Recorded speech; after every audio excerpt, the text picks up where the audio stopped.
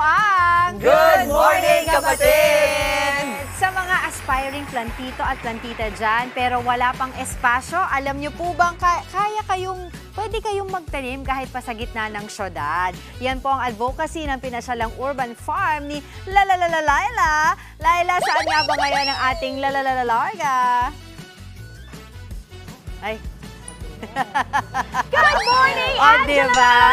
Parang donyang-donya ka naman dyan. Of course, asyendera tayo for today's gala. O, diba? Pero wag ka! Hindi ako asyendera sa kung saang probinsya. Asyendera ako dito sa BGC. O, diba? Saktong-sakto dahil ang Taguig ay tinatawag nga nilang probinsyudad. At alam nyo ba, sinadya ko talagang magtago dito sa may punong ito because introducing, alam nyo ba kung ano to? Lagundi, ayan o, lagundi yan. Ito, very good to kapag meron kang ubo. Pwedeng tsahin, pero para sa inyo, nguya ako. Nahanap naman siya. Anyways, eto na nga kasi, nagpipiking ako ng ano dito, ng mga gulay. Kita nyo kung gaano ka-fresh ang mga yan. Pwede nyo rin gawing activity yan dito sa BGC Community Farm by Urban Farmers PH. Ipasok na natin agad yung ating makakachika for today's Larga. Marian Pagunana Sangil, ang kanilang Business Development Officer for Urban Farmers PH. Good morning, kapatid! Ay, habang inunguya-nguya ko yung, yung lagundi, ma'am. Ano ba? Paano po ba nagsimula itong Urban Farmers PH? So actually yung Urban Farmers PH, Habang nag-start namimitas siya tayo, ma'am. ilang taon na, siguro mga 2020, pero sa Makati kami nag-start. Tapos later on, tsaka kami na-invite mag-farm dito, no, ni na Ayala. Inimbitahan kayo mag-farming talaga? Oo. Tapos? So, ngayon, ang ginagawa namin, syempre pinopromote na namin sa mga sa mga residente. Dati kasi pandemic pa nung nag-start talaga kami. Para yung mga tao, makapag-farm sila, tsaka at the same time, yung mga nawalan ng work, pwede sumali doon sa mga farmers din, no? Pero nung una, parang ano lang siya personal project lang siya nung founder namin. Para lang kumbaga sustenance dahil nga pandemya. Pero, nung nakita nyo, oy, bongga to, tsaka, diba, kapag ka ikaw nasa syudad na madalas, wala kang espasyo, wala kang mapagtaniman, walang space. So, yun yung mga medyo nagiging nangyayari kapag nasa syudad ka.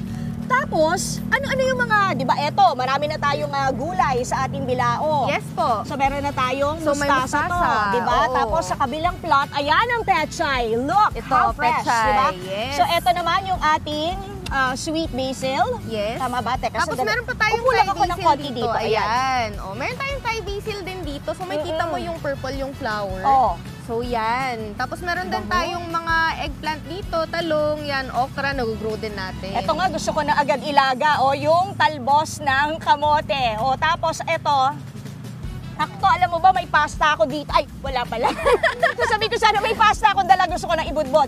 Okay. Pwede yung pag-uwi mo sa bahay. Oo, mamaya, lulutuin na natin agad yan. Ano yung pinakamagandang time para mag-harvest ng mga gulay? Is there a definite time? Kunyari, umaga? Well, mas maganda hapon? kapag mas malamig kasi fresh na fresh pa yung gulay, no? So kami, nire-recommend namin usually mga umaga yan, mga 8 a.m., ganun. Or di kaya pag hapon, yung mga after yung pag-tag-init na, kaya mga 4 p.m. pwede na yun. Mas maganda.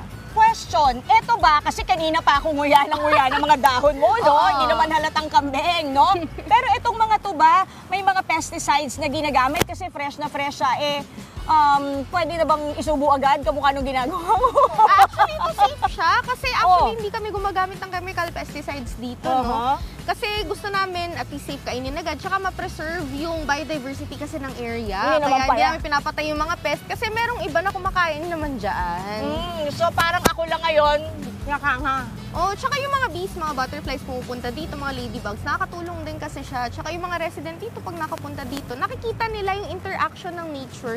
At least dito sa small pocket dito sa city, no? At saka nakakatuwa kasi naandito ka sa syudad, pero meron ganitong urban farm na tinatawag. Diba?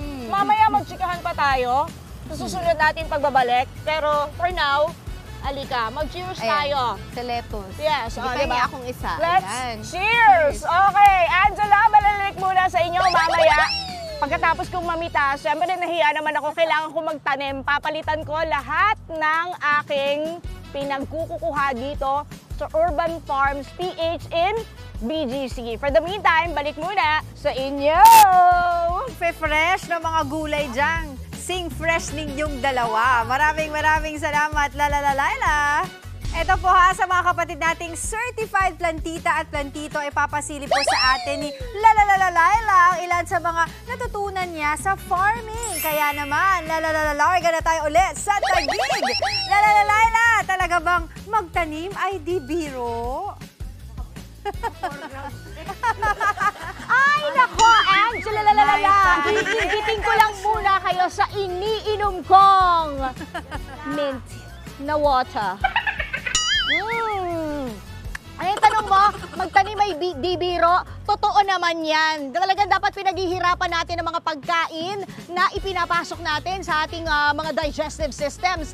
But, dito sa urban jungle na merong urban farm, magtanim can be meaningful, practical, and fun. Mamarian, pasok. O, di ba? Tama naman ako.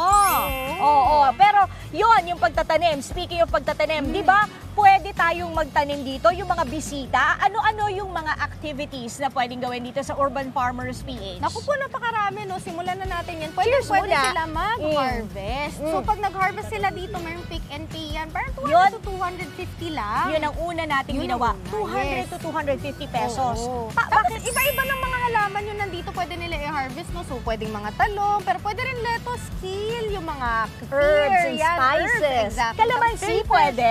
Yes, Oh.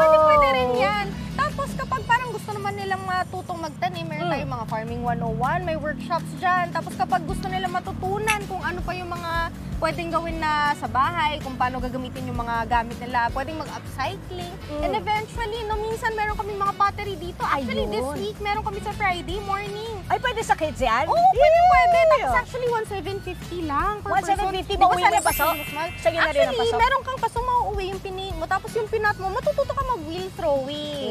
Oo, let's drink to Yeah. that. O sige, uminom ka muna, ako muna ang Ayan. magdadaldal, ma'am. Oo.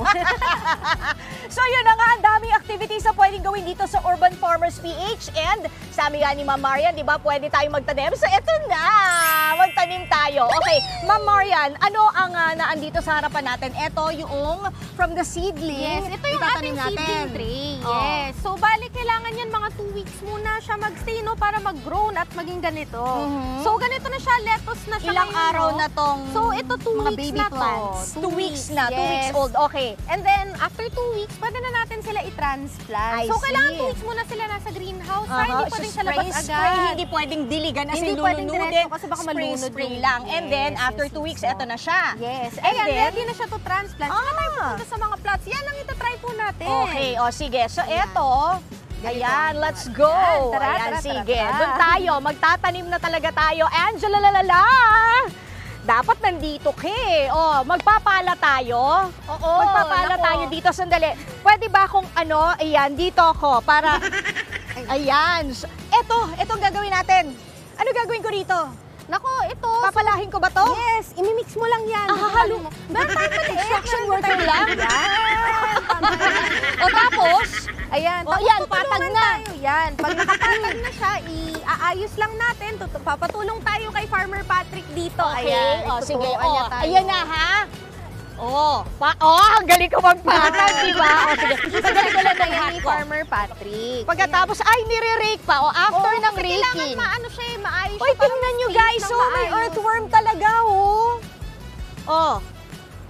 So after ng raking, dito na natin itatanim. Yes, exactly. So yung mga seedling natin kanina, itatanim na natin yan. Pero kasi may spacing yan eh. Ito pala si Farmer Ren, May kasama spacing. natin. O, sige. para O, matuto. game. Yan. Tulong-tulong na tayo. Oo, We're all in this tama. together. O, So sige. makikita nyo dito, kuha ka ng maliit na shovel. Ah, Yan. shovel, So oh. isa-space natin yan, no? So mga ano lang yan, gagawin natin, Ma'am, dito maggagawa ka, tayo para ng... makita ka sa Ayan. camera. Sayang ang ganda Gagawa mo. tayo ng mga blocking tayo, no? O, So paano? parang ilan. So iaano natin ng 5. Hahatiin? Oo, hahatiin ng 5. So 1, So, ito na yung 3. Kailangan namin yan, medyo malaki. Ay, Ayan, sorry. dito. O, 3. Ayan, ha? Yan. 3. Yan. O, isang 1, 2, 3, 4, 5. 5. Oo, last Okay. five. O, ito Oo, na. ayan. eto, sige. Exactly. Tapos, yung next natin, hatiin lang natin dito. So, sa gitna ulit, try nyo po dito mag-start. Ayan. 5 Dito rin, nga. 5? Yes po, the same din. Oh, ganyan. kailangan Sige ganyan, po, di ba? go. Oh, 5. 1, Oh. 2, Tapos 3. 3. Oh, dito din yung isa. and 4, Ayan. and 5. Ayan. So, and then, naman, gagawa naman tayo ng mga butas no na at pagtatanim ng ating ayan, mga ganyan. O, seedling. sige, gagayahin Ayan, lang gayahin natin. natin Ilan? si Farmer Patrick. 1. Sa gitna ng mga box dyan. Sa gitna ng mga dito box? tayo. Yes, dito tayo. Parang mali yung ginagawa ko. Okay lang yan. Kasi it's part of the process. O, sa bagay, farming 101 nga pala to eh. O, sige. O, ayan na, may mga butas na ready to plant. Exactly. Okay, Tapos sige. tulungan tayo dito. Okay.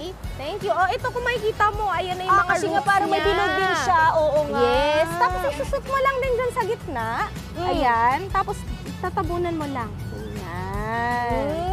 So, kailangan medyo gentle hands. Actually, madalas dito, mas mataas ang mortality rate ng plants ng mga Na adults baby. kaysa sa kids na nagtatanim. Yung mga kids kasi medyo gentle yung Oo, hands nila, ay. kaya hindi namamatayan agad. So, mas maano pala, mas prone palang kapag adults. Yes. So, yun nga, speaking of kids, I'm sure mag-e-enjoy ang mga bata dito sa pagtatanim.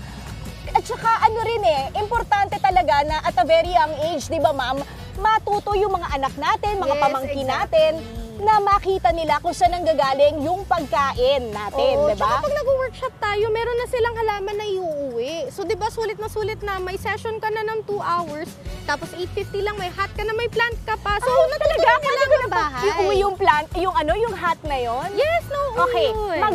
magkano ba ang entrance or may entrance fee ba? Paano ba? Well, walang entrance fee sa farm mismo.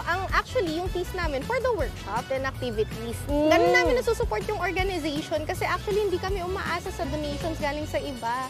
So usually, nag-offer lang kami ng mga services namin. I see. Okay, ma'am. Anong araw open at anong oras? So, actually, open na po kami ng 6 pero we recommend dumating dito yung mga tao. Usually, mga 8 a.m. hanggang 4 p.m.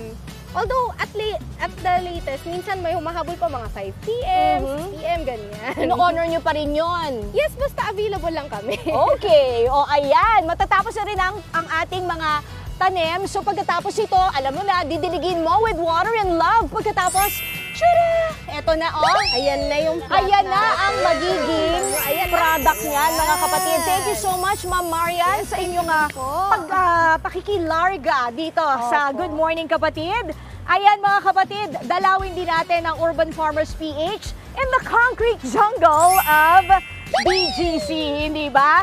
Okay, Angela, handa ka na ba? Talagang pinaghandaan kita today. Medyo kahapon ikaw ang winner. So ngayon talaga, eto na ang tanong. Anong gulay ang mahilig lumarga? Ano? Eh di syempre, lettuce! O, diba? Tara, guys! Alisa tayo! Lettuce! Lettuce! Meron pa isa! Paragon! Tara! Okay. Go na! O, diba? Gusto mo ba ako din? Gusto mo din ako? Pwede ba? Gusto niyo ba? Kaya tatanungin ko lang kung bakit Tanong ang mo sila, sili baka mahilig sila ayaw. mag-social media. Pero okay lang. Bakit mahilig mag-social media ang Bakit? sili? Kasi gusto daw niya maging Insta celebrity.